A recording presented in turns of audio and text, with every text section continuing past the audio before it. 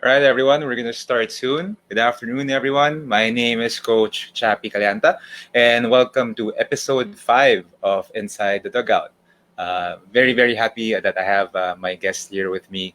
We've been working together actually for quite a while already. Started in 360 Pro while he was, well, he still is playing, but while we still had 360 Pro, I met him there, and then we started training there. And up till now, we're still training together, albeit remotely as of now. He needs no introduction. Everybody knows this guy already. But the one thing that you do need to remember is that in his whole PBA career, in that spanning, I hope I get this number right, 641 games, all throughout 641 games, he hasn't missed a game. And this is something that I think is very unique given that nowadays you see a lot of, well, I'm going to take this off first. You see a lot of players, not only locally but also internationally, who practice load management. And this is a person, a point guard, and somebody who plays on average more than 30 minutes a game. Somebody who plays that much load, and yet he doesn't take a day off. It will be interesting to see what his mindset is going into practices, going into games, and not missing any games. It's not as if he hasn't been hurt, but really the kind of mental strength that he has is very admirable. So I wanted to pick his brain on that, and of course a lot more stuff. But I'm not going to delay it any further because our guest today is, of course, a good friend of mine, LA Tenorio. Hello. Hey, LA. Hi. Good afternoon. Good afternoon to everyone. Good afternoon, Coach Chappy. Good afternoon to all the viewers dito sa congratulations dito Salamat. sa episode Inside the Dugout. Inside the Salamat. Dugout. Episode 5, jersey number ko. Mukhang sinakto mo yata yun. Actually, parang nga no? Pero sabi ko nga lang, LA, so magsisimula tayo dun. You've played 641 games, tama ba? Yes, if I'm not mistaken, also 641 games. So, kasi na-break mo yung record ni Alvin Patrimonio. Tama, si Alvin yung na-break mo na record. Yes, so you 597. You broke his record of 597 straight games. That was last year, correct? Yes, that was last. And then, syempre, tuloy-tuloy lang tayo. Naalala ko yung game na yun. Sobrang saya ko being your trainer. Pero, I wanted to ask you actually, ano yung mentality mo? We know that nowadays, sobrang daming tao sobrang daming players who we look up to. Like, let's say the Kawhi Leonards, even LeBron James. They practice load management.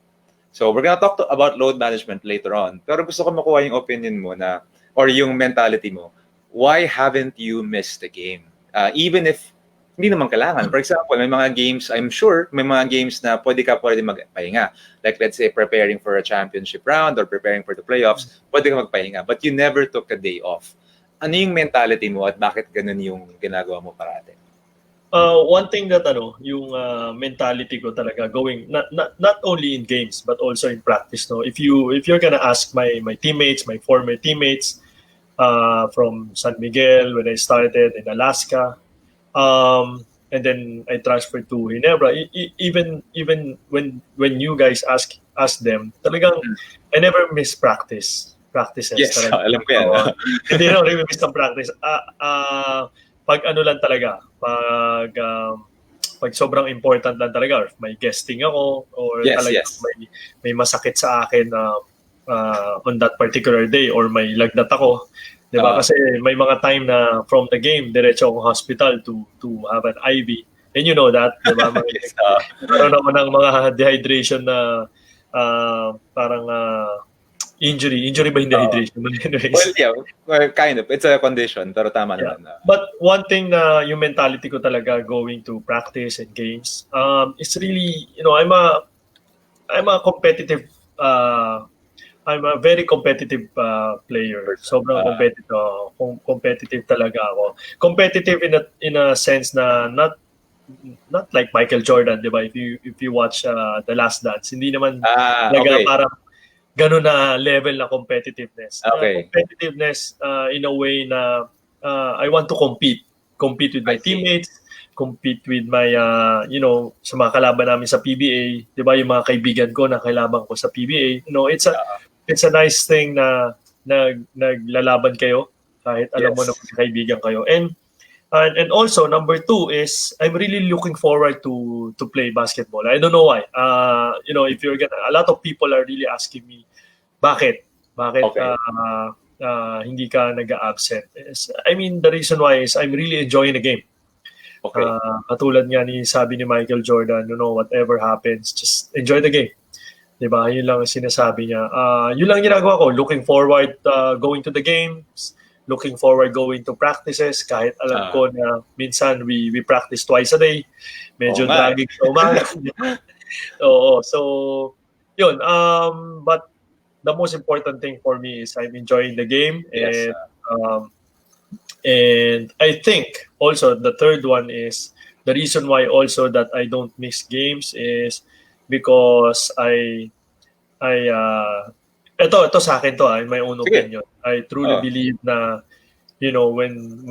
when gusto mong mag-relax or when the time sa akin na dumating sa time na I want to relax or I want to miss practice, just to miss practice. Yes. I think that's the time for me to to call it quits. I mean, retire. Retire ganon.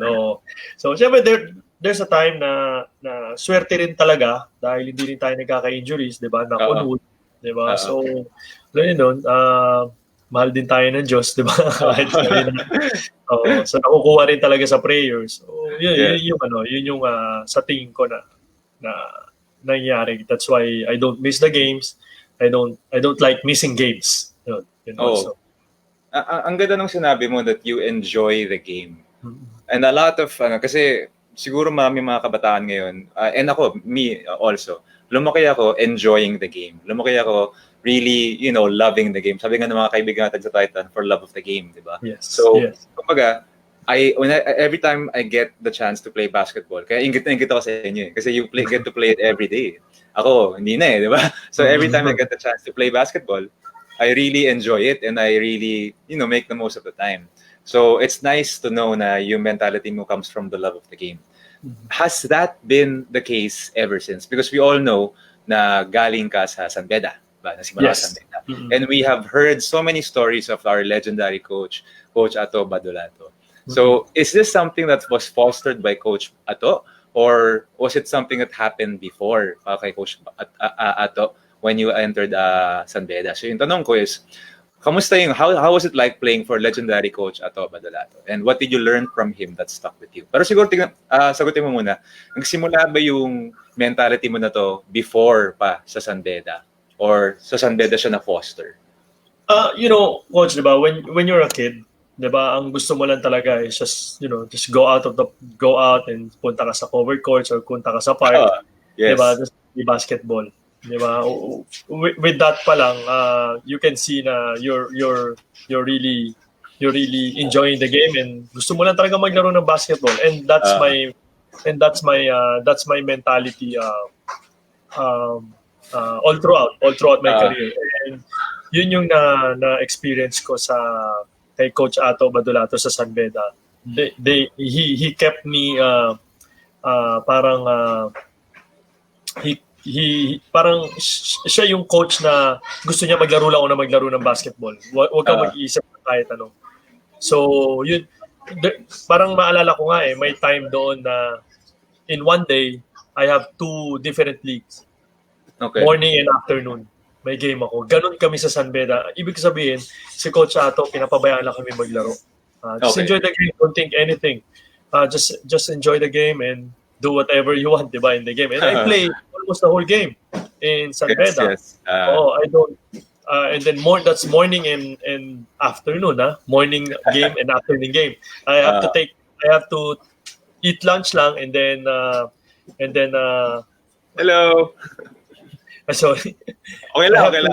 I have to take a break lang ng lunch and then. Yun. Oh wait, sorry. Yeah, okay. It's okay. I have to eat lunch lang and then play again in the afternoon. So all throughout my career, I'm just a kid enjoying the game. Okay. Kahit yung nagpunta ako ng going forward, kahit yung nagpunta ako ng Ateneo, maybe because this is the reason na ganun is because I never dreamt of playing basketball when I was a kid. I never dreamt of playing in the Yes. PBA when I was a kid. Okay. Until I reached my until I reached my third year college Okay. in Ateneo. So maybe yun yung reason na, basta makaalis ako ng bahay, basta pag-aalis ako ng bahay, maglalaro ako ng basketball. Okay ako, nag-enjoy ako. Yun yung mentality ko na alis ako ng bahay, magba-basketball ako. Yun lang. Just like a kid in the province before, tawagin ako ng mga cousins ko at saka mga kaibigan ko. Basketball, morning, and then tanghali, and then afternoon. So, parang gano'n lang ang mentality ko nung high school ako, nung college ako. Until I reached my third year college na given all my coaches nung college ako, binigyan nila ako ng opportunity or binigyan nila ako ng guidance talaga for me to grow, to mature, to be a professional basketball player also. So, yun. Nice. Mamaya tatanungin kita kung kamusta yung mga practices mo kay Coach Ato. Kasi ako, for those listening, galing akong UP. So, ang UP, nung time ni LA, magkasintanda kami ni LA. Pero nung panahon na yun, we really looked up to San Beda. Kasi iba talaga yung sistema ng San Beda. And it's funny enough na marami galing San Beda na nag-end up sa UP. UP, diba? Yes. Pero before that, I just wanted to say hi to people who are commenting. Gabriel Roy, shoutout sa'yo. Maraming salamat sa pagpanood. JT, thank you. Learning from the pros, sabi niya. And shoutout daw kay John Red. Shoutout daw po kay John Red. Thank you. Pag may mga tanong kayo kay LA, actually meron tayong mga tanong nasa comment section. We'll ask LA that later after the questions I sent him. So, balik tayo kay Coach Ato. Yung mga inside ba niyo doon, sobrang hirap. Kasi kami sa UP, naalala ko to parati, yung mga coach namin, parating siya sabi, Coach Lito Vergara, kung kilala si Coach Lito. Yeah. Yung San Beda, grabe mag-ensayo yan. Kung gusto niyo maging champion katulad ng San Beda, kailangan natin mag-prepare like San Beda. So kaya ako parang very mystic sa akin yung San Beda. May hirap ba yung mga ensayo ni Coach Ato? Actually, hindi.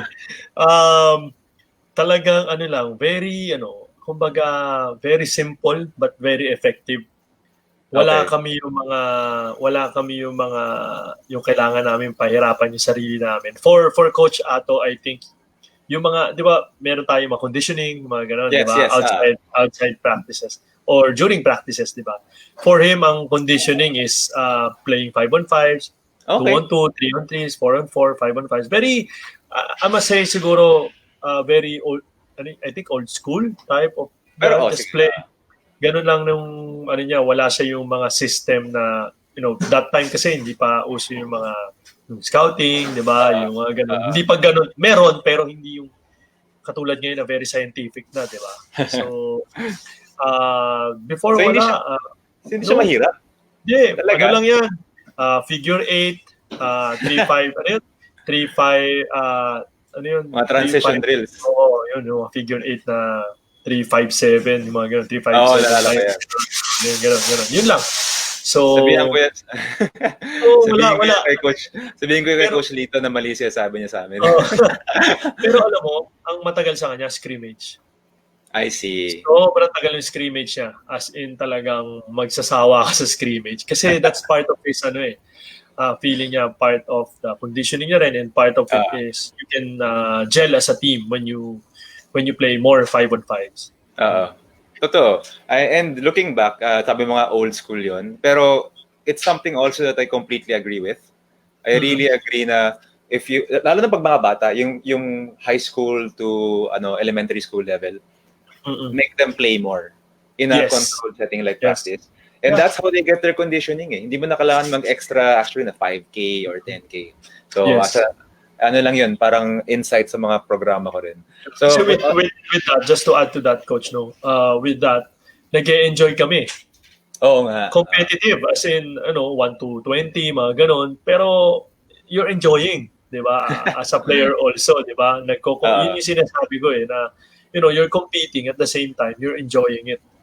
Di ba? So, yun din. I guess that goes to show yung talagang importance ni Coach Ato kasi marami siyang developed mga players like si LA and marami pang galing San Beda. And kitang-kita sa mga players na yun nga, yung kakasabi ni LA, yung love for the game. So, Yes. ganda lang malaman nun. So, we talked about you as a kid, as a child growing up in the province. Meron ka bang mga idols when you were growing up in the province or growing up in general? Meron ka bang mga kung tipong you were trying to pattern your game after? Yeah, either in the NBA or the PBA? Growing up as a kid, syempre, Michael Jordan fan talaga eh. Syempre, lahat naman tayo eh, di ba? Oo, Kasi ako rin, no? yung era natin eh, di ba? Syempre, pag nasa labas ka ng basketball court, kaya mo, di ba? Yung mga reverse ni Michael Jordan, di ba? Malilit na bola pa nga yun minsan eh, di ba? Ganun lang yun. Tapos, growing up in the PBA, honestly, I don't really watch PBA that much when I was a kid. Okay. Pero naririnig ko, San Miguel, Ginebra, yun yung mga naririnig ko. May Tivoli before pa, di ba? Naririnig ko yung mga yan eh. But growing up, ang talaga nakikita kong nakita kong maglaro ng basketball na feeling ko talagang yun yung, hindi ko naman pinattern kasi hindi ko rin naman masyadong nasundan yung career is si Hector Calma, the director. Okay. Yes. So, yun yung naabutan ko na eh. But of course, moving forward again, nandun si Johnny A and of course, Coach Olsen Rosela na siya talaga yung parang naging mentor ko talaga when I reached college and then Ateneo days yun and then PBA. Until now, nagko-coach siya. Siya pa rin yung nagiging mentor ko. Siya yung pattern ng game ko. Sa kanya ko rin talaga sa kanya tinulad ko talaga sa kanya yung game ko na I will never forget that na nasasabihin niya sa akin kasi when I entered the PBA that was 2006 he was already 30 something 30 maybe 35 36 okay. Something like that. He said pag nakikita ko siya he's very effective sa loob ng court okay. With his age with all the talents coming in the PBA. Diba? Talent na meron na San Miguel before with Danny Sigel, Danny Ai, diba? Dorian. So, sabi niya lang sa akin, he's playing more on mental rather than physical. So, ewan ko kung magagalit si Coach Olsen kung banggitin ko to. Coach Olsen, hindi ko siya nakita na nag-workout. Okay. Kaya may team workout, nandun lang siya, nakikipagkwentuhan sa amin, pero hindi siya nag-workout. So, kumbaga yun yung tinatawag na mind over body sa game. So, yun yung, yun yung ginagawa ko ngayon din sa game ko. With my experience in the PBA, the past experiences, sa tagal ko na sa PBA, mas naiintindihan ko na yung laro. Diba, kahit alam ko na maraming mas talented, mas skillful, or mas magaling sa akin. I will not compete sa kanila with the talent and skill. Yes. I will compete with them with my mentally. Yeah. Diba? Physically, sila na yun. Kalila na yun. Magaling sila, patas na malon, diba? Mabilis. So, utak na lang tayo. Sobrang halata because you're one of those point guards who sabi mo nga, maski hindi ka gifted physically in terms of your whatever was given to you by God, pero you use what you have in the right way and you use what you have to your advantage. We'll talk about that actually later. So now, tapos na tayo sa high school. Galing kang high school, you went to the esteemed Ateneo. So the Ateneo, I always, for those of us watching, wife ko actually is from Ateneo. So I always give her a hard time whenever we talk about Ateneo. Pero given in Ateneo, you made quite a splash as a freshman. You went to the finals. You scored 30 points in the last game. Even if you guys didn't win, LA Tenorio was introduced to the world, introduced into the basketball world. So the next year, you won your championship with Ateneo. So talk about the process that led to that, and talk about how you felt after achieving that goal of winning a championship in Ateneo as a sophomore, as somebody na bata pa lang, but who was a very vital cog already in the team. Well, tama ka, Coach. You mentioned yung process going to that championship. We had a lot of challenges and adversities nung bago namin makuha yung championship na yun. Back in 2001, when we were playing under kay Coach Jolly pa, doon pa lang medyo ang dami na naming challenges at saka mga mga adversities kasi syempre may mga group na gusto magpatanggal kay Coach Joe. They don't believe in the team na we can beat Lasal kasi that time it was Lasal eh. Really, Lasal is the team to beat, di ba? Alam mo naman yun. Kailangan ma-break yung press ng Lasal para matalo sila, di ba? Ganun yung ano eh. So, yun nga, noong 2001, after we lost to Lasal, nagkaroon ng coaching change. Okay. Diba? Pumalit sa amin si Coach Joel Banal. The difference between Coach Joel and Coach Joe is Coach Joel is more on a professional side coaching compared to Coach Jolly pa na talagang, typical collegiate coach na talagang that time yung system kasi ni Coach Joe is very pinatoy niya talaga sa college eh. Hindi ko makakalimutan ng gustong-gusto niyang sistema is parang Korean style before pa. Talaga? Yeah, they always Ateneo before when the program started 2000 when our advisor or yung team manager namin before si Tito Arben Santos when they started the program 1999 every year pupunta sila ng Korea sa Yonsei University. They always play Korean team kasi mas gusto ni Coach Joe yung ganung sistema before pa. Okay. So, back in 2002, yun, nagpalit si Coach Joel. Ang approach naman niya is very professional approach na. Maybe because nag-click because yung mga players din namin, a lot of senior players namin had an opportunity to go to the PBA. So, that time of Enrico, Rich, diba, Wesley, lahat yan mga nagpa-draft sa PBA. Oo nga. Nakuha sila lahat sa PBA. Maybe yun yung nag-i-approach naman. But the process is really like we started really flat and then we end up the first round 4 and 5, I think. 4 and 5. Parang ganun yung 3 and 4, I think. Parang ganun. Yeah, 3 and 4. 3 and 4. So one lose, we die na lang kami noon eh. That time eh, we remember that. And then biglang nag-pick up yung game namin yung second round and then we reach the final four and then all the way to the championship. We beat UE. First, pinigilan namin sweep ng Lasal. Oo nga. Second round. And then after that, we played UE. Grabe yung UE na yun. Grabe yun. Twice to beat sila. We beat them twice. At the buzzer, di ba? At the buzzer by Jack Chi. And that was very parang ngayon ko lang na-realize na that was my last injury. Talaga? On my career. Yes. Knock on wood. Almost the whole second round. Actually, after 2 games or 1 game ng second round, na-injure ako, fracture hand, hairline fracture. So I have to be out by 4 weeks, 4 to 5 weeks, parang ganun. Okay.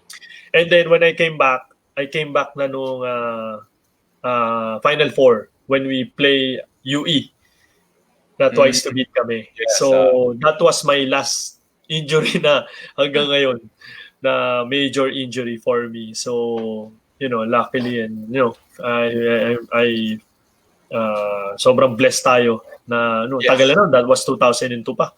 Sabi ko na napagdaanan. So yun.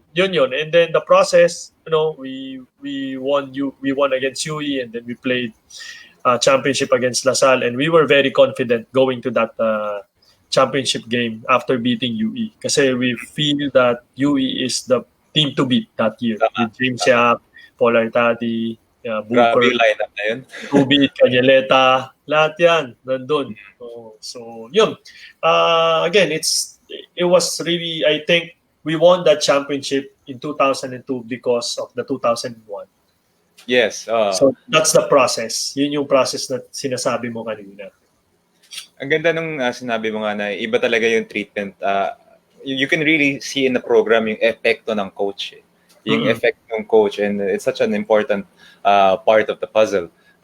Coaching change. And of course, no disrespect to Coach Joe, because actually si Coach Joe is he's my ninong. He's my ninong ko yung Binyag. Actually, if si Coach Joe pa rin na nag-coach noong 2002, I think it's a kumbaga parang time talaga namin yung 2002.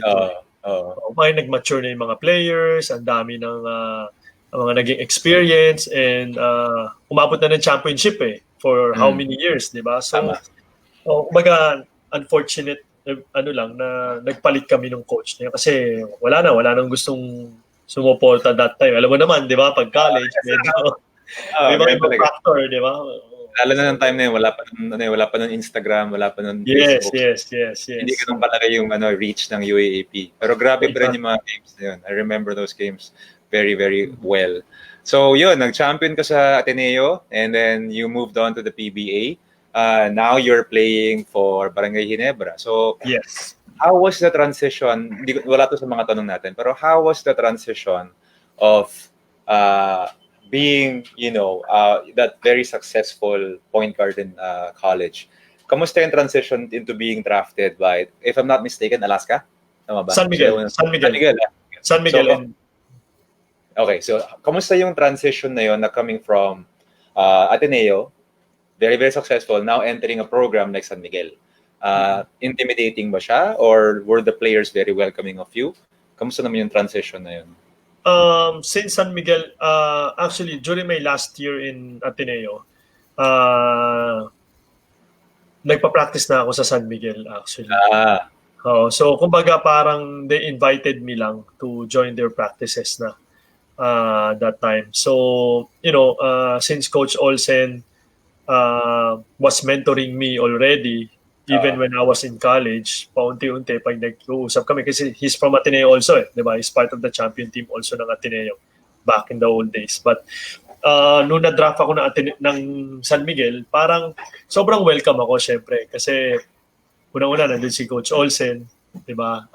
Ginaid niya ako and he made sure na I feel welcome and I feel comfortable right away sa team even though, pero starstruck, syempre. Doon sila Danny Ay, Danny Siegel, Dorian, lalaki. Tapos Lordy, that time, nung na-draft ako, nandun na si Lordy sa San Miguel.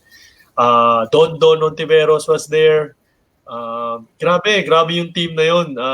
Sobrang natuwa lang ako na starstruck talaga ako nung una. Parang naiilang ako.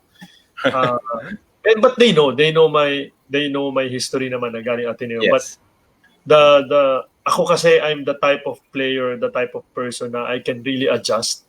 Like if I have to go, yung sinabi sa akin before na ng ibang, yung mga players na hindi ganun nagagamit sa San Miguel, yung mga nakakasama ko, yung mga una sina Chris Calagio, Kiko Adriano, nakasama ko pa si Obansi Rodriguez, yung mga nakasama ko yan si Joey Mente, the late Joey Mente, yan ang mga nag-guide sa akin. Sinabi nila, in college, star player ka, pero dito, ka muna? Balik, kumbaga, adjust ka, baba ka ulit, balik ka. And that's what I did. Okay. Yun yung ginawa ko. Yeah, well, tama. Mm-hmm. So, kaya medyo, sorry irarant ko lang Kaya medyo, sige, ngayong kasi naman ako tanda na rin ako so I can say whatever I want in the PBA. But, of course. Na lang ako, na ngayon lang parang, some of, I'm not gonna mention names, but yung mga bagong players na darating ngayon, parang they don't really care or respect the veterans anymore. Feeling nila they feel entitled because I was star player in my college years and my amateur years. So I'm the star player right now. I came from this place, I came from this, okay, so saan ka galing? So I'm entitled. I don't have to listen to the veterans or something like that. But before, if they do that, me, grabe. Hindi pwede. Nagbuhat ako ng bag ni Danny Siegel, tsaka ni Dorian sa out of town. Lahat ginawa ko yun.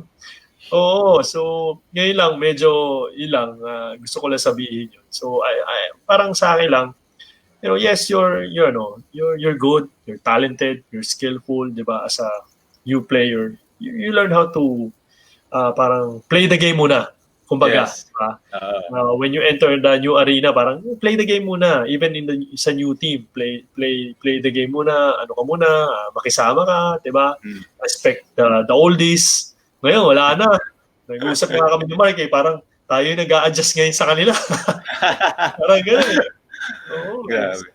So, Well, yeah, that is talks about. yun lang. Yeah, yun lang yung yun lang yung gusto ko sabihin. Oh, iba na talaga ang generation ngayon. And tama nga yung sinabi ni LA na um, not to hate on anybody who are already you know, I'm sure a lot of you know who we are talking about, or the group of people we are talking about. So not to hate on them, pero talagang iba na yung kinalakihan nila, iba na yung kinalakihan namin. So magaling, I mean, coach, no, magaling sila, no doubt. We need that kind of talent in the team, pero you know, talent can stand alone eh. You know what I mean, di ba? You need your teammates, you need people around you that can support your talent. Diba? Kung magaling ka, susuportahan kita. Kung mas magaling ka sa akin, I will support you. Pero wag naman yung magaling ka, papamukha mo pa sa amin na magaling ka. Di ba yung mga ganun? So actually, isang magandang example yan, LA, medyo off tangent lang. Kasi naging player ko rin si Justin Brownlee. Justin Brownlee, isa yung napaka-humble ng taong yun. Hindi ko maintindihan na sobrang humble ng taong yun. Even if, obviously, siya yung pinaka-talented person in the basketball team. Wherever he plays. He played for Ginebra, he played for Alab. No doubt, he was the most talented person in the team. But yung work ethic niya and yung level of respect niya for his teammates, kakaiba. Even yung mga rookies, hindi niya pinagtitripan niya actually mga rookies. That's nung time na yun sa amin. Very respectful person, very humble. But when you step inside the court, you know what he's about. Oh, yeah. So, iba yung ganun. Siguro sa generation ngayon ng mga imports, he's the best import. Oh, yes. In this generation import. Not because of his talent and his skill, but, you know, the attitude. Oh, ibang-iba siya. Yun lang yung iba import talaga. Sa history ko sa PBA na import na nasisigawan ko. Tapos may kinig lang siya. Actually, tama. Siya rin yung import na pinakamadali ko na handle. Kahit anong sabihin ko. Minsan syempre, part of the game, very emotional ka, di ba? Ang taas ng emotion mo sa game. Minsan nasisigawan ko siya, and then I realize, shit, si Justin Brownlee, si Justin nga pala yun. Si Superman nga pala yun. Tapos siya, sorry, LA. I'll do that next time. Sorry. I didn't see that. Diba ganun siya? So para ako, okay. That's why he's in that level now. Not because of his talent. No. He really deserves everything that he has. Yes. So, shout out again sa lahat ng nakikinig. Maraming salamat sa pagpanood. We're still halfway through na tayo. We have a fan question, LA, from John Red. Since we're talking about your experience already in the PBA, part ka nung Gilas team na nag-face nung Korea nung 2013, and you were part of the group who broke the curse. Alam natin yung motivation mo malamang with doing. Pero talk about that experience. Take us back there. Basta yung araw na yun na nandun tayo sa MOA. You know, sidetrack lang. Nung nangyayari yun, I was in the US. So wala ako sa Pilipinas. Meron akong conference. Pero I was watching on my phone. And then when Jimmy hit that three, when Ping got that putback, iyakan kami lahat sa room. So talaga yung effect talaga nung Gilas team na yun, ibang klase. So ano yung motivation mo ng time na yun? And talk about your experience lang in the Gilas program. Specifically yung team noong 2013. Well, that game against Korea, the FIBA Asia, I think not only hindi lang yung the night before or the day before or 2 days before yung naging preparation namin. It was really a long process. I started kasi nag-start yung Gilas program na yan after the suspension. Di ba? Yes. Yun ang history niyan. Nagkaroon ng suspension and then natapos na ulit, naging SBP and then nag-build na ng team under Coach Chot. So I started right there and there, nag-start ako with the Siaba. And then I played in the Jones Cup na most of the players na kasama sa Jones Cup, nakasama sa 2013. So after the Jones Cup, meron pa kaming Stankovic Cup sa Tokyo, Japan. And then after that, doon na nag-start yung preparations namin going to that FIBA Asia. So I think it's really a long process. If I'm gonna mention everything, talagang mauubos ang oras natin. But you know, that time we felt that was our time already. Kaya namin talunin ng Korea. grabe, ano pa lang, um, preparation pa lang going to the FIBA Asia. Pinapanood na namin ang yung mga Korea na games.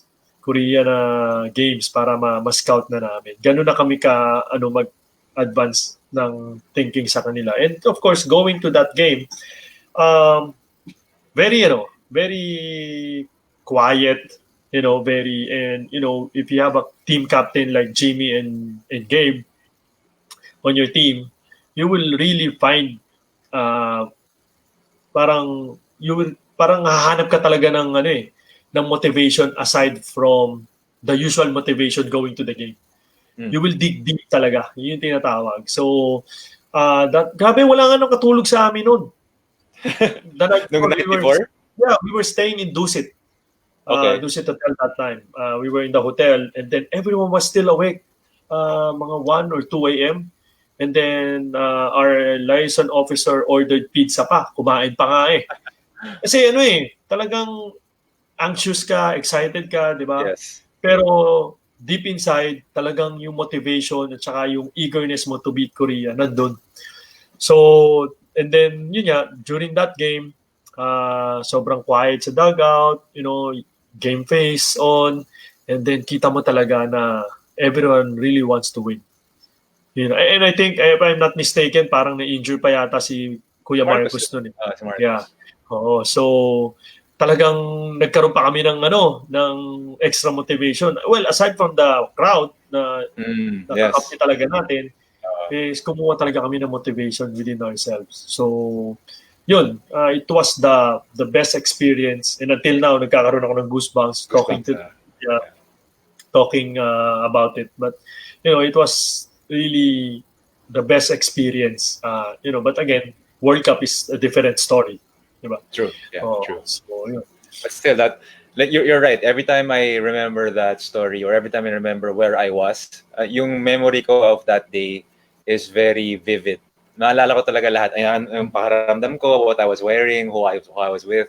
So I'm sure every Filipino basketball player, fan, or even every Filipino can remember where they were when that happened. So from Filipino people to you guys, maraming salamat sa ganun talaga. Sa pagbigay ng experience na yun.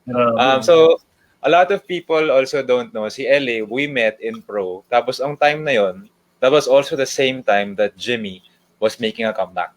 Diba? Yes, so, yes. Yung time na yun, actually, tama ba si Jimmy nag-introduce sa'yo sa akin? O si Gabe? Yeah. No, it was, one or the two eh. One of the two, kasi nagsa-start na yata kami together sa Gilas noon eh, di ba? Yes, nung time na yun.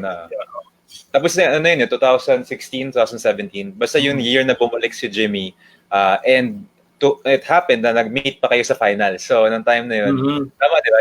Yung loan, well, not one loan, pero yung time na break ni Jimmy, pero I think ano pa yun, before that pa nun, that pa, nag-ano na tayo. So, nag-train na tayo. Yes, nag-train tayo I think nung year na yon. Tapos eventually bumalik na si Jimmy, tapos ngayon nag-finals na Ginebra versus Meralco. Yes. So nalala ko lang yung nanood ako ng game 1 eh. Nag-overtime pa tayo. So may tanong kasi tayo sa isang viewer from Gabriel Roy. Actually sige, si Roy. Kay kapatid ko to eh. Hi, Coach Chappy. Hello. Question niya, who amongst the Ginebra players you think has the same mentality and work ethic as you? Ako? LA. Ako? As you, LA. Okay. Hi, Roy. Galing. Sa akin, the good thing about our team, yung work ethic sa team namin, walang question na, kumbaga, yung isang player tamad o isang player ganito.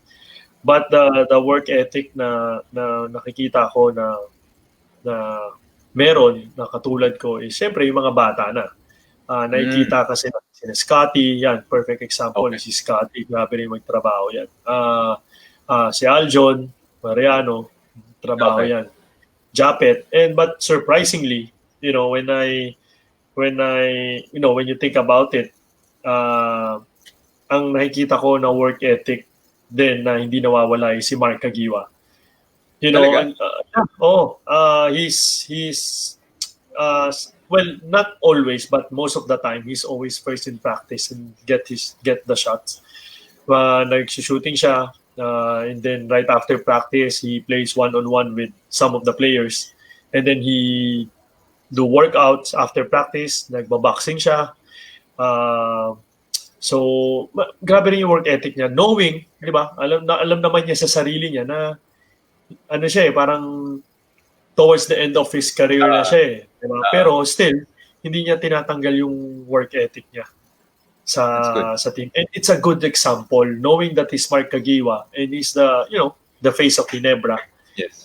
And alam natin yung respeto natin kay Mark. So kami mga players na hindi naman talaga galing na dugong Ginebra, na hindi naman galing talaga all the way Ginebra, nahahawa kami sa kanya. Kumbaga na-feed kami ni Mark. When we see Mark practicing really hard, competing, trash talking, di ba? Nadadala kami, na-feed kami nun. So that's why I'm not surprised that he's still here in our team. Malaki ang factor na binibigay niya sa team namin. So I think work ethic wise, walang question sa team namin. But I think ang nag-lead lang talaga doon is, aside from me, is really Mark. Sa mga bata naman, si Scotty ang nag-lead. Si Scotty, grabe rin work ethic ni Scotty. Oo naman. Sorry, yung batang yun. Sobrang halata sa game niya. Okay, so now, you've already won 5 championships with Ginebra, right? So multi-titled ka na.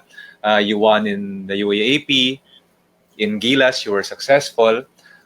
So nag-evolve na yung career mo. So yung tanong natin is, how has your role evolved as a floor general? So from being a champion in Ateneo to now being the veteran in the team in Barangay Ginebra. Iba na ba yung role mo? Police ka na ba ngayon? Ikaw na ba yung motivator? So, or pareho pa rin ba?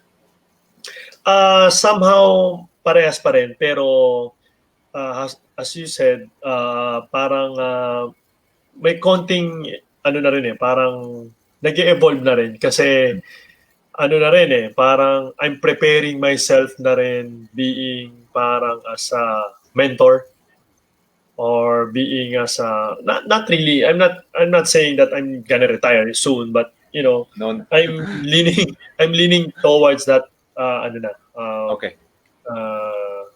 role sa team. Okay. But the good thing about my teammates is, the respect is still there. Hindi nawawala yung respeto. So, siguro I'm the voice, aside from Mark, pag si Mark may gusto, ako yung parang voice ng team din. So, yun. Ako basically, if you're gonna ask me, it's really almost the same. And, okay. Diba, na yung role ko as a floor general outside the playing court, ganun yung role ko. Sa tingin ko, mas gusto ko na nagiging mentor ako ng mga especially aspiring basketball players at yung mga batang players. I like to see them, say lahat ng sinasabi ko tungkol kay Coach Olsen. Okay. Yes. Nandun siya na ginay niya ako. Diba? I want them to tell people in the future na, minentor ako ni LA or tinulungan ako ni LA when I was struggling or when I was his teammate, di ba? Yun yung nagiging role ko na ngayon. Actually. So, kumbaga, ako na yung nagsasabi kung ano dapat gawin. Tapos, yun, minsan yan, nahihiya sila magsabi sa akin. Ikaw lang ba? So, kumbaga, kuya na kuya and tito na parang gano'n Well, having said that, meron tayong fan question galing sa Instagram actually. So, itong question na to galing kay, wait lang.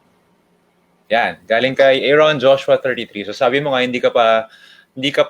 wala ka pang balak mag-retire, di ba? Wala ka pang balak mag-retire. So, ano yung one thing that you still want to achieve in your PBA career?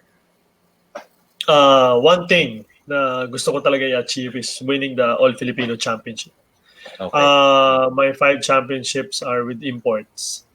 Siyempre, championship is still championship, no? Pero iba pagka All-Filipino Championship. Very, very prestigious, di ba? And yan talaga hinahangad ng lahat to win that championship. So, yun lang. Yun yung isa kong gusto kong ma-achieve pa sa career ko. And again, to be, one of the kumbaga, maging inspirasyon ng mga aspiring basketball players, especially not only aspiring basketball players but also the players from the league, from the PBA. Yeah.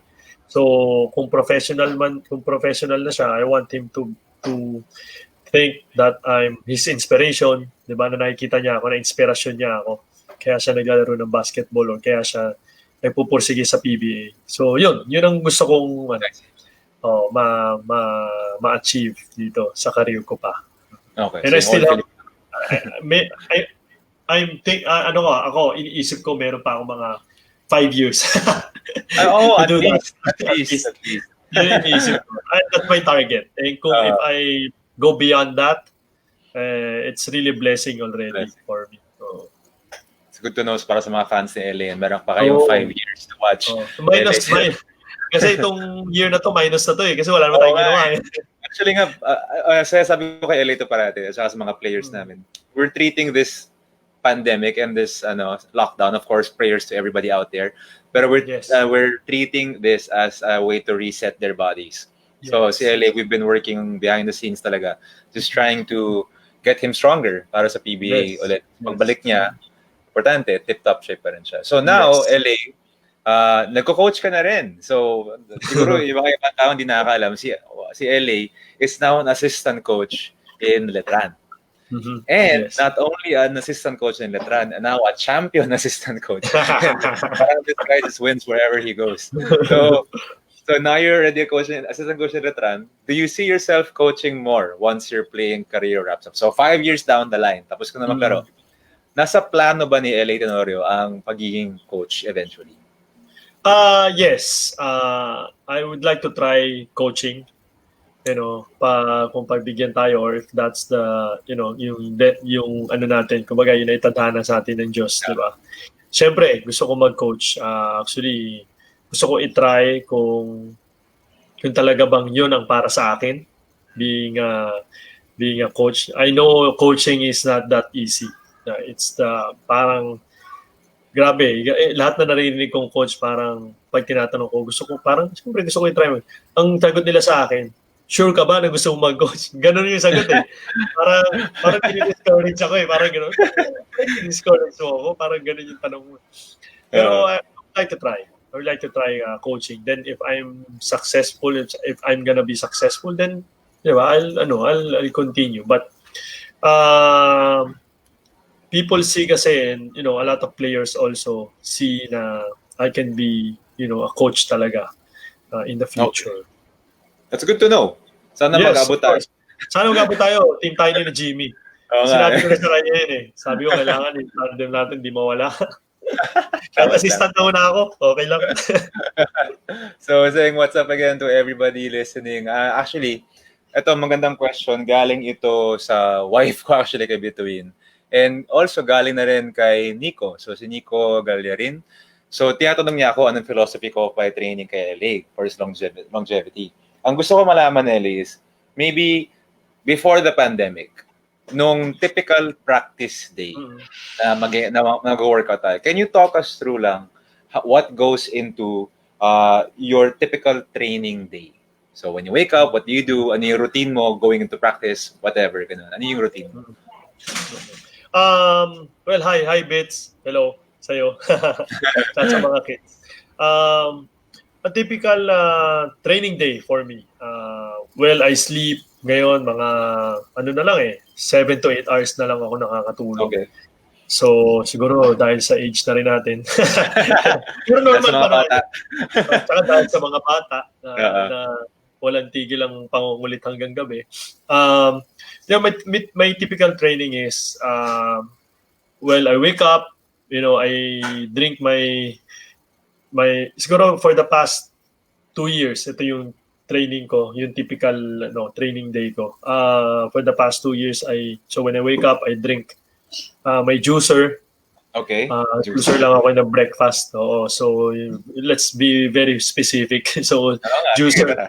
Yeah, juicer lang ako sa morning, and then pag nagutom ako, I'll bite a banana.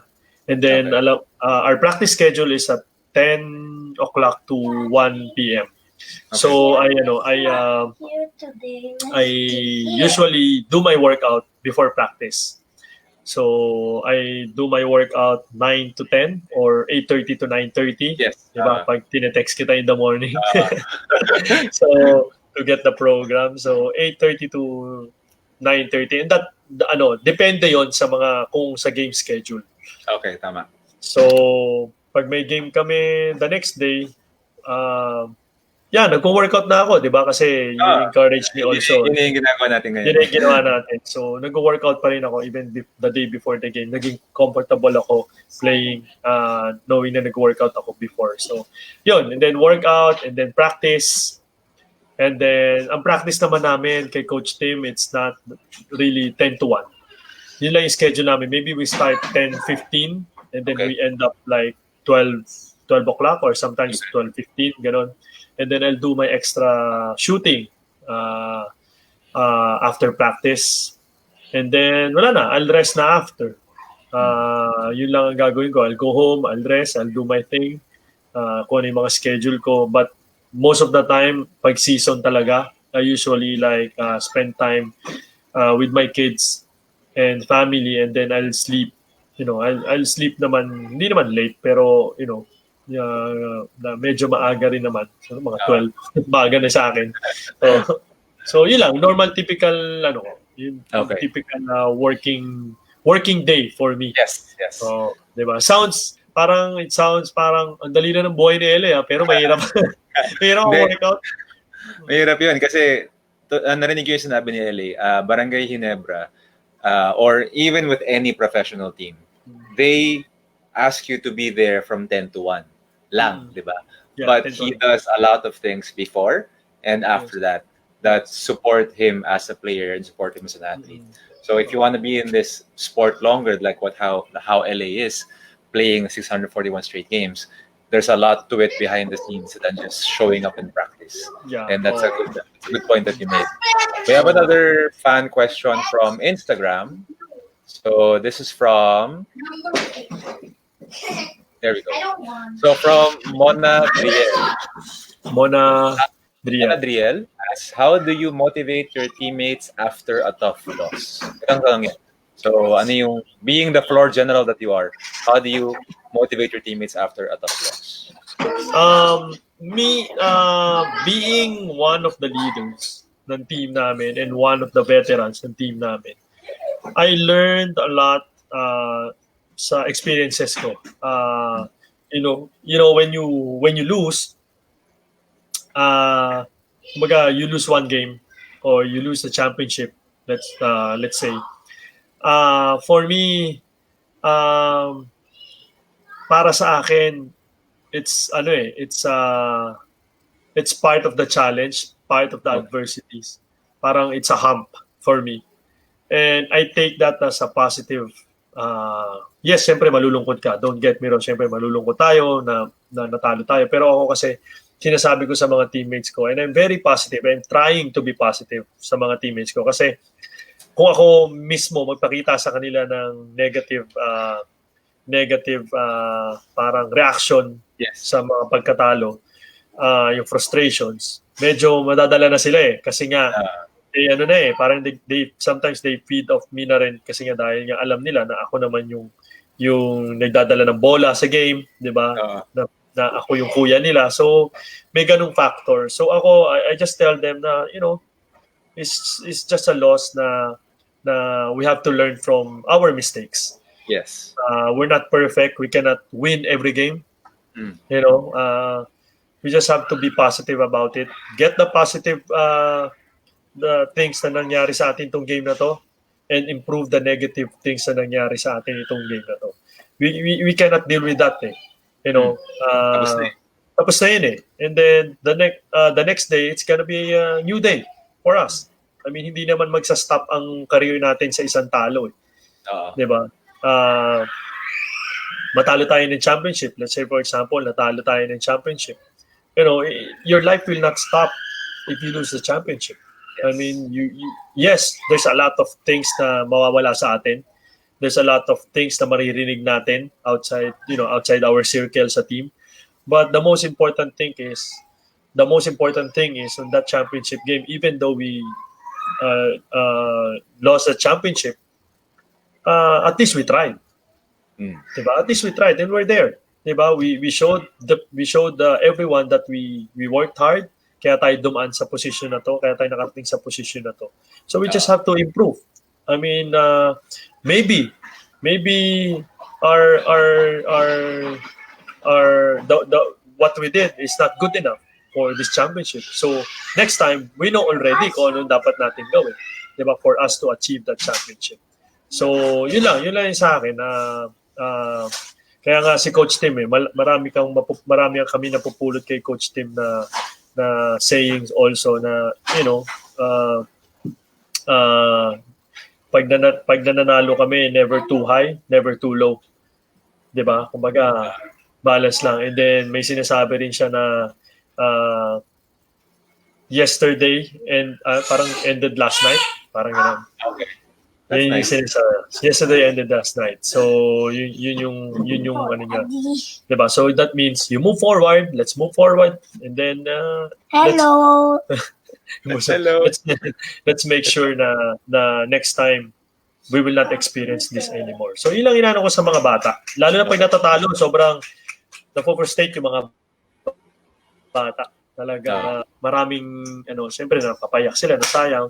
Dapat nga ako mas mapaiyak kasi yung chance ko yung nagiging slim chances na lang Yung mundo ko sa championship ganito na lang kayo ganito pa diba? Tama. All throughout my career, yun na yung natutunan ko But before, I'm very negative. I mean, hindi naman negative. Parang I take loss na parang talagang very negative and frustrated ako. Nagbabato talaga ako sa loob ng dugout. Ganon yung gusto kong pakita sa mga players na frustrated ako, natalo tayo dahil, mali yung mga pinagagawa natin. But now, hindi na. Siguro for the past how many years, hindi na ako ganon. I take loss na parang challenge in a positive way for me. So, in-encourage ko yung mga bata. So, we have to be, lastly, ako, as a veteran, I have to be more encourager than a discourager. Yeah. Okay. So meron pa tayong mga ibang tanong. For everybody listening, thank you very much for tuning in. We still have about mga 10 to 15 minutes to go. Okay ka pa, LA?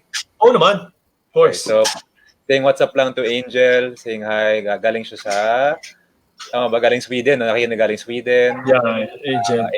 Aaron, Joshua, Sumikon, hello. Si Wana from Dubai, listening from Dubai, so thank you for listening. Hello mga taga Dubai. Meron akong, pwede ba i-promote? Meron akong, sige, go! Of course. Invite ako tomorrow for the Philippine Independence yata ng Dubai. So may guesting din ako tomorrow mga Dubai mga Filipino community dyan sa Dubai. In-invite naman ako. Narinig mo yun, Wana, so I will respect LA para sa celebration ng Independence Day tomorrow ng Pilipinas. So again, thank you sa lahat na nakikinig. Meron ba tayong mga tanong? If meron kayong mga tanong, just ask away sa comment section dito sa live feed. So we talked about already Olsen as one of your, kumbaga, your idols and / mentors. Meron ka pa bang ibang mentor na naisip? Kasi yung tinanong ko sa'yo ito meron ka bang mentor who impacted you the most or si Olsen na ba yun? Si Olsen ang pinakamalaki actually. But I must say na ang also na naging malaking factor sa aking career is Coach Tim. He doesn't know kasi I don't tell him this. Diba? Hindi ko naman sasabihin sa kanya, Coach, you're my mentor. And we don't get to talk that much talaga about that. But I must say na si Coach Tim ang nag-iba talaga ng career ko. Okay. I'm LA Tenorio because of Coach Tim. Not because he's my coach right now. Going back to Alaska days, when he got me from San Miguel, one thing that he told me na stuck to my mind is I will let you run this team when I was in Alaska. And knowing sa Alaska na Willie Miller, Jeffrey Carriazo, Sanitos, Ray Hugnatan, yung mga team na yun. Sinabi niya sa akin that I will promise you that you will be a better player and more so a better person. dito sa team natin. So until now, yun pa rin ang pinangahawakan ko. And siguro I want to think that I'm a better person right now. Hindi na nga player pero I'm a better person right now. Attitude-wise, yun nga, ang tawag dito. So, yun, I would like to thank si Coach Tim yung isang malaking factor din sa career ko. Kaya ganito rin ako. When you do start coaching, LA, kasi ako napansin ko yung mga nagiging coach, of course, they pattern themselves after somebody who either coach them. So, ano yun, dalawa yan Either maganda yung experience mo sa coach, so gagayahin mo siya, or pangit yung experience mo sa coach, so iba yung gagawin mo. So, meron ka ba naging coach na tingin mo, mapapattern mo yung magiging coaching style mo eventually? Siguro dahil so far na naglalaro ako, I would like to pattern my game, my coaching style, not the coaching, siguro the coaching in technical side. Yung coaching philosophy is different from coaching, yung technical side. Technical side, marami naman tayo makikita Just like now, this, yung quarantine period, marami akong webinars na napapanood sa coaching. So, dami. Pero philosophy-wise, I think, syempre, dun ako sa effective, na sa tingin ko effective. Coach team na philosophy sa game. And I would like to think also na, his philosophy and his system is very successful because he's a defensive coach. So, doon natin masasabi as a player also that defense wins championship talaga. Diba? Yun yung So, yun yung I'm leaning towards that. Okay. Yeah. Pero siyempre, marami pang pwedeng mangyari. Oo nga. Maglalaro ka pa ng 5 years, matagal pa. 5 years pa, marami tayong makikita pa. Saying what's up to Rainier na watching from Saudi Arabia. So hoping everybody's well in Saudi Arabia. Yeah. And sabi rin ni Kay Rudin, ganda ng advice mo, LA, after a tough loss. Idol ka talaga, SD. Never say die for life. We have another fan question from Instagram. So this is the last one from Instagram. Ayan. So from Iha de Pusa. Iha de Pusa. Kilala ko yung pangalan niya si Jessie. So, what do you... Okay, so, medyo controversial, I guess. Pero what do you think about the no play, no pay policy if ever the PBA is allowed to resume? Agree ka ba? Disagree? O ano yung mga comments mo about this? Siguro comment ko lang, in my opinion, kasi medyo syempre mahabang usapan yan. In my opinion, as a basketball player also, as a professional basketball player, I think siguro magkaroon lang tayo ng kumbaga if the PBA will start or resume this coming season or this coming months, I think magkaroon lang sila ng rule na hanggang kailan lang pwede maging excuse yung isang player. Kasi may player din syempre na he has to attend his family, 'di ba, na or takot din kasi mayroong mga matatandang kasama, 'di ba? So ako I have kids also dito sa house, 'di ba? So syempre may takot factor 'di ba? Siguro but magkaroon sana ng up to the certain point na magkaroon ng rule na sige after 2 weeks sige we'll let you think about it, plan for it, everything has an option naman everything has a solution, 'di ba? Kailangan lang natin makita or masolusyonan with our families kung paano gagawin natin, 'di ba? So I think PBA has to put a deadline, like for example some of the players are practicing already, ikaw hindi ka pa nakapag-practice kasi nga merong matanda, natatakot ka pa, sige we will not force you but we will give you a certain time until this certain time na siguro mga 2-3 weeks ganon, to sort of your family, and to talk to them and to make them ready, and everything stuff like that. Kasi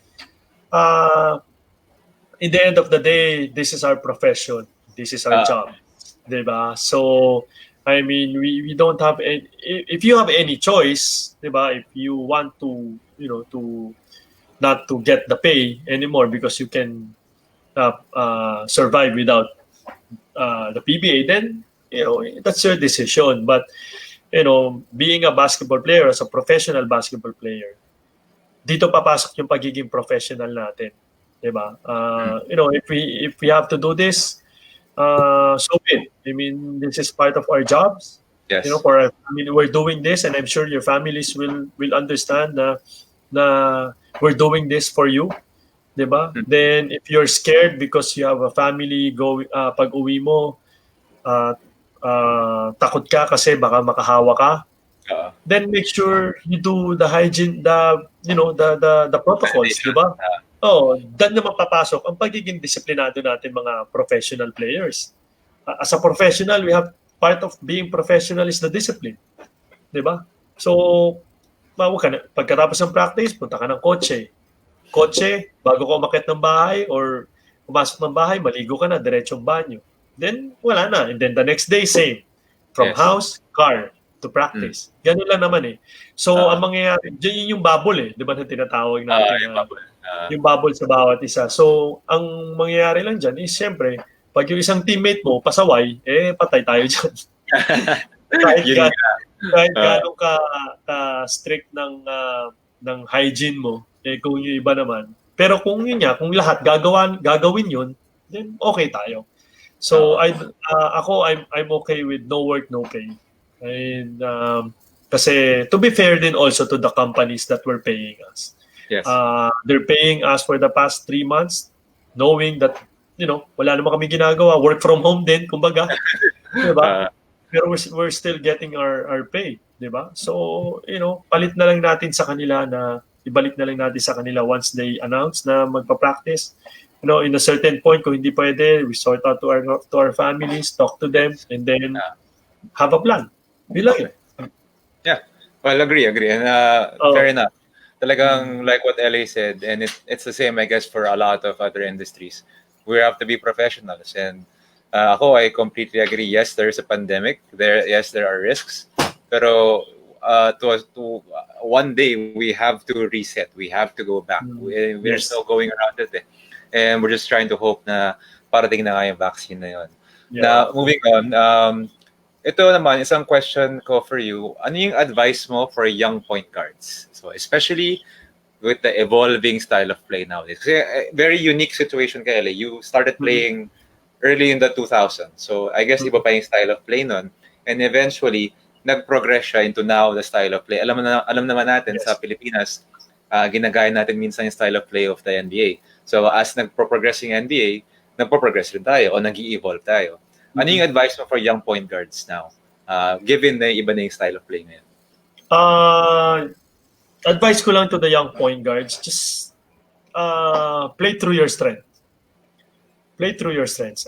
Don't do things na you think na of course definitely hindi mo kayang gawin. 'Di ba? Especially as a point guard. Kasi when you do that, most of the time or most probably yung play nyo magkakagulo. 'Di ba?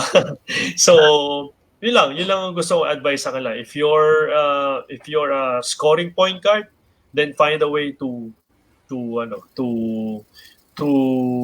make yourself open. Pero kasi as a point guard, ikaw yung last option eh. You need also to think of your big guy, to think of your shooting guard, to think of your power forwards. So the last resort or the last option will be you. 'Di ba? Yun lang yung sa akin. So yes, you know your strength, but make sure you use your strength in a proper way within the system or within the play. Diba? So, mahirap din yun eh. It's funny thing eh. Kausap ko lang yung mga kaibigan ko, itong for the past months.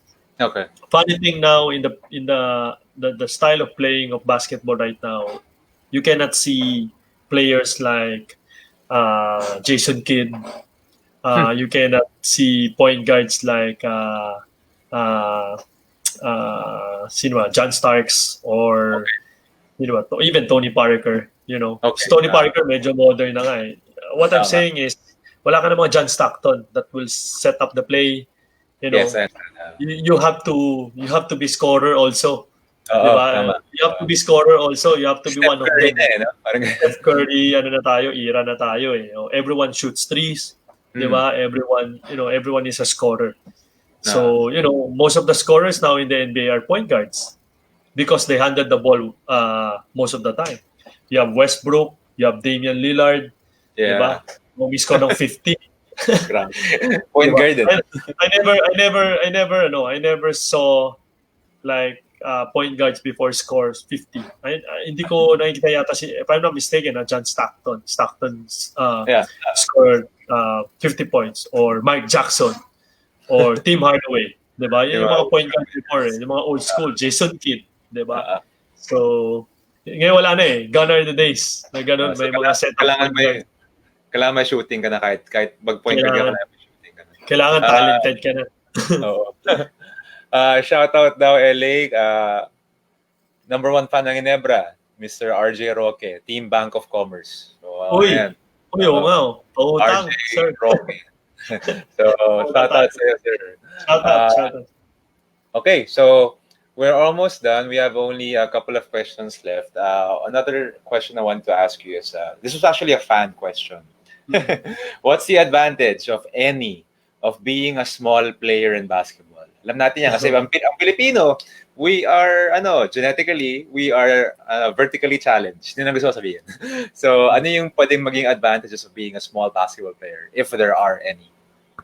I think there is advantage naman.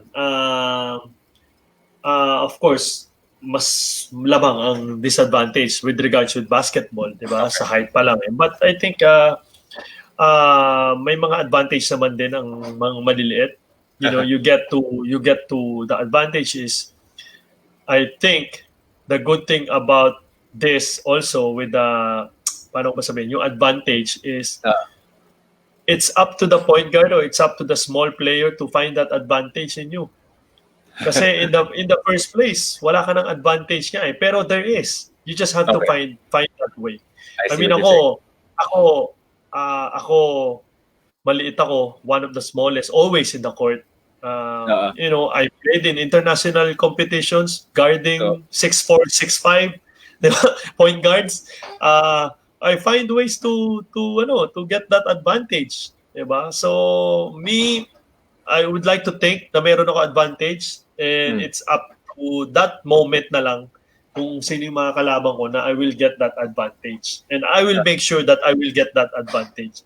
Being a small player, I think the advantage also is yung maliliit, mayayabang. Hindi nila mataas sila, pero maliit sila. Yun yung So, doon natin huhugutin yun. Doon tayo huhugot ng doon sa yabang natin o sa confidence level nating maliit. Doon tayo huhugot or will find that advantage sa mga games. So, yes, meron naman, of course. So, actually, natanong ko to before, and we started the show off talking about you, again, not missing a game. Pero somebody asked pa rin, this is actually from, I want to get your name right, Fit Pinoy Agent. So, sa tanong niya, of course, what is your opinion on load management? So, we already answered partly about this earlier. Pero, ito, tanong ko sa'yo, to expound on this. Do you think as you get closer towards, let's say, 40, mag-iiba ba yung mindset mo when it comes to managing your load now? Kasi actually, behind the scenes, I also try and help LA manage his load by increasing his capacity. Meaning by the workouts that he's doing, we're trying to increase his capacity so that he can take on more load. Pero, first of all, ano opinion mo dito? Obviously, you don't agree with it personally, but is it something that is valid? Is it something that should be practiced by other people when it is relevant for them? Yeah, I think load management naman is okay. I mean, I'm okay with load management. It's just on my part kasi, as of now, hindi nag-exist sa akin ng load management. Maybe load management in terms of sa workout, 'di ba? Syempre, yung ikaw, kaya that's why you're my You're my player, di ba, for the past how many years kasi naging hiyang ako with that load management sa training natin, di ba, na tumagal talaga ako and I'm really thankful for that. And then, kasi iba naman with regards to load management naman, it really depends on the situation. Like for example, sa NBA, I would really understand kaya sila naglo-load management, playing 82 games every day, different time zone. Imagine playing 82 games on a high level. Yeah. 'Di ba? 'Di ba? So I think ibigay na rin talaga natin sa kanila yung ginagawa ng San Antonio Spurs most of the time kasi dati sa matatanda nila na players. I'm a Spurs fan, so alam ko yun. Yung load. Yes, actually sa kanila nagsimula yun. To the point na nag-fine na yung NBA because of that. Di ba nagpa-fine na yung NBA? I think it's fair enough for the players. If I will reach maybe sa time na kailangan ko na mag-load management, then, I will do that because I have to listen to my body also. I cannot force myself playing 30, 40 minutes when my body wants to play, you're only for 15 to 20 minutes only. Yeah. So that's, I don't know. I'm not an expert, but baka doon pumasok yung mga injuries Totoo. Diba? Baka na forcing your body, diba? Kaya minsan, diba coach, minsan pag mag-workout ako, minsan after practice, di ba? And then feeling ko para napagod ako masyado sa practice. I will not continue my workout even though we have the schedule, di ba? So then papalitan mo lang yung load management ko. May mga way naman to to paikutin But I'm okay with load management, especially sa mga players na talagang kailangan, di ba? So pero sa ngayon natatawa nga ako sa mga players na nagpapahinga, naglo-load management. Lalo na yung mga teammates ko. Asar talo lagi sa akin yung mga yan. Siyempre, sabi, ako nga ilang taon na ako, hindi ako makapagpahinga ng ganyan. Asar talo. So sila, napipilitan sila mag-practice. Pero niloloko ko lang sila. Well, ibang klase. Ibang klase kung meron kang player like LA na nasa team mo and hindi pa siya nag-miss ng game and rarely misses practices. So this is really somebody who leads with example. LA, napakasaya ng conversation na to. Meron, kamusta ba PBA? Before we end, kamusta PBA? Anong balita sa inyo? Ano yung balita sa Ginebra? Kailan natin makikita ulit ang basketball sa TV na sa PBA? Well, definitely, lahat ng mga fans ng PBA na nanonood sa atin, I'm sure miss na yung PBA. No? I think PBA is doing a lot of meetings now. Okay. They're really looking into at least start practice in a small group. Okay. Siguro mga 4 lang yata. Just to get the basketball court rhythm. Yes. Kahit 4 lang, di ba? 4 per group. I think they're looking at that. They still have to submit proposal sa government natin, 'di ba? May mga protocols kasi yung government natin and we have to abide that. So but I think they're really doing their best. The PBA office, the PBA governors and the officials are doing double time now. Kasi may platform na yung sa Taiwan natapos, yung Bundesliga nag-start na rin.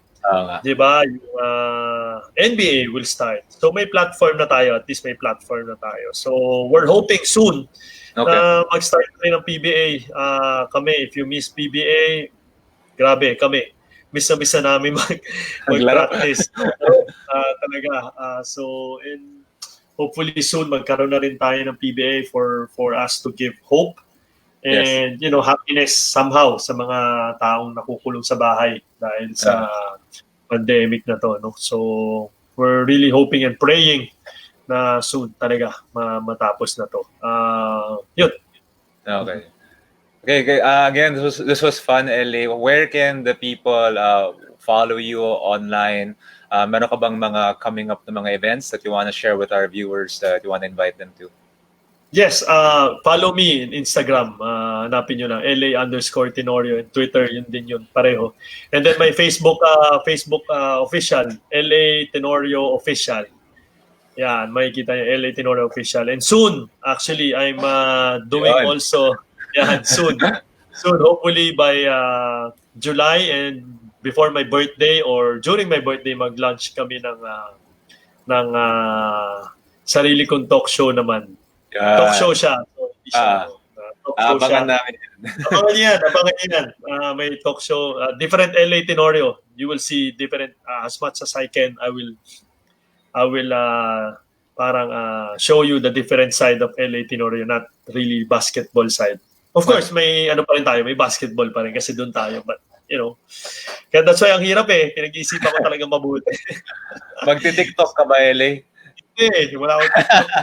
Hindi pa kinakaya ng sistema ng TikTok. Wala pa. Wala talaga. Wala pa.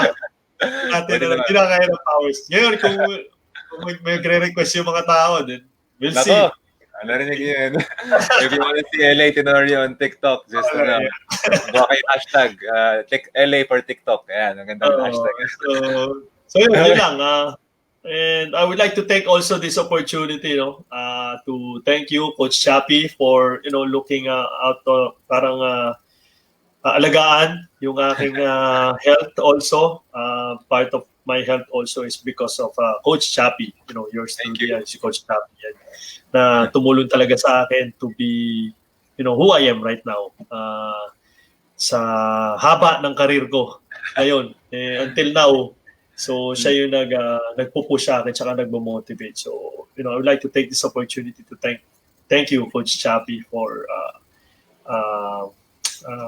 doing this to me. Kung katawan ko, okay pa rin. Diba? So, kaya pa. You're very welcome, LA. And like what I always say sa mga clients and athletes ko is, I only tell them what to do, but it's up to them to do it. So, ibang klase rin talaga yung work ethic ni LA Tenorio na nakita ko from the gym, and now we don't even see each other that much anymore. I send him the workouts kasi I'm confident na gagawin niya, and I'm confident na kasi may mga ibang players send ako na workout, hindi naman na nagagawin, it's ba't ko gagawin yun, di ba? Ikaw, alam ko that you're doing your workout. So from me also, thank you for taking me to where I am na, kasi kung wala si LA Tenorio, I'm sure hindi ako baabot sa Alab. I'm sure hindi ako makakapag-train sa basketball ngayon. So thank you, LA. Thank you for guesting in the show. Yes, and of course, stay safe always, LA, and love to the family. Thank you, LA. Yes, thank you everyone. Thank you, Coach Shap. Ingat. I'll let you go, LA. Okay, so that was LA Tenorio. Thank you very much again, LA, sa pag-guest sa Inside the Dugout, episode 5. So we are now in 5 episodes, and we actually have one more episode for this week. On Saturday, we will be guesting a couple of friends, 4 friends from the CrossFit community. So alam natin yung nangyari. We all heard what happened in the US with the founder of CrossFit and his controversial comments, and we're going to check in on the community here locally. So that's going to be on Saturday, 5 p.m. But again, thank you very much to LA Tenorio. Thank you for everybody who listened, everybody who commented, everybody who watched. And again, maraming salamat sa lahat ng shoutout. This was Inside the Dugout, episode 5, LA Tenorio. My name is Chappy Callanta. Thank you for watching. Stay safe.